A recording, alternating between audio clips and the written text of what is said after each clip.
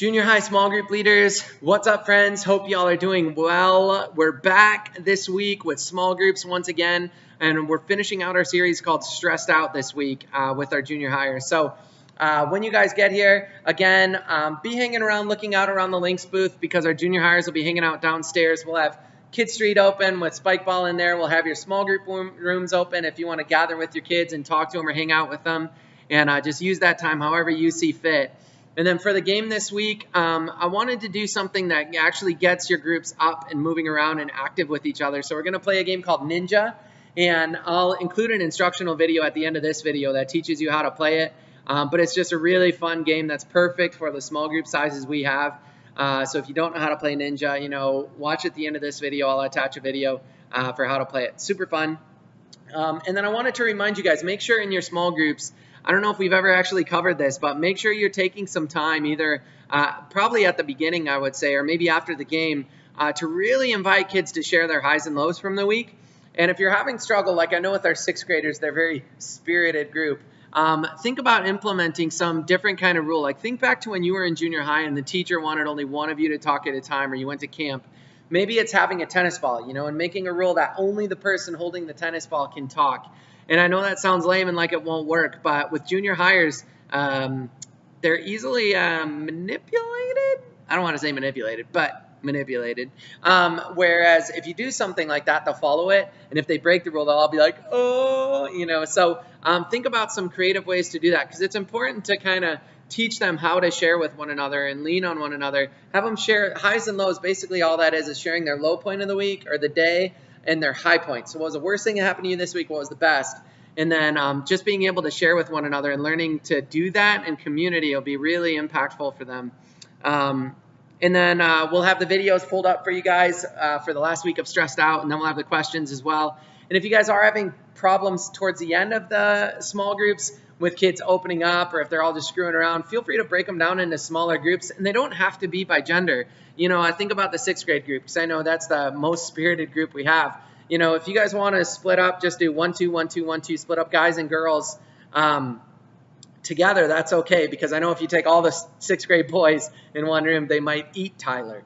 So feel free to be like, okay, Tyler's going to take some guys and girls, Allie's going to take some guys and girls, split it up that way, however you guys want to. Or if your group is best staying together, this is your time, and you guys know your groups better than I do, really.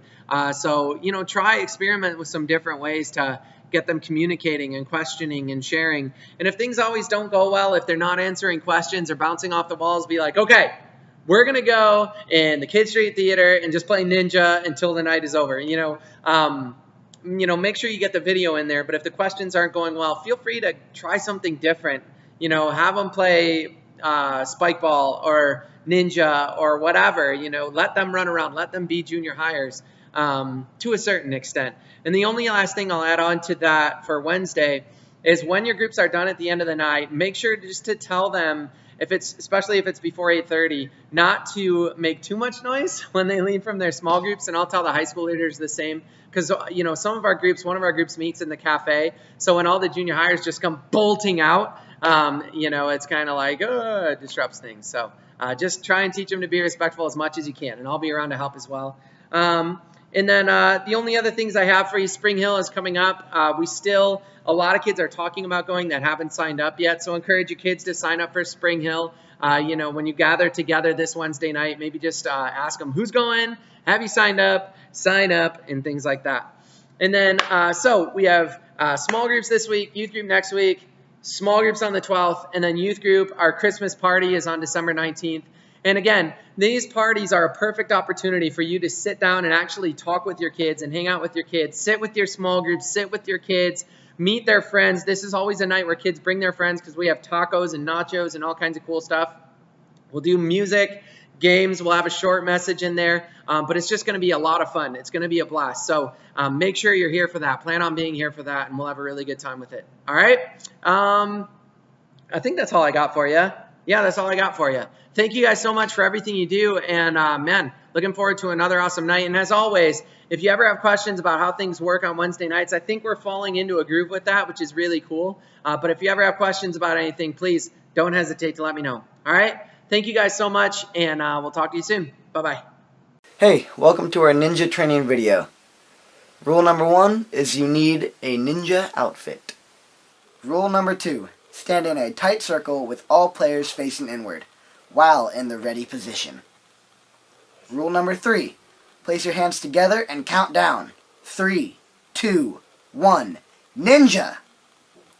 Rule number 4, all the players jump back and strike a awesome ninja pose.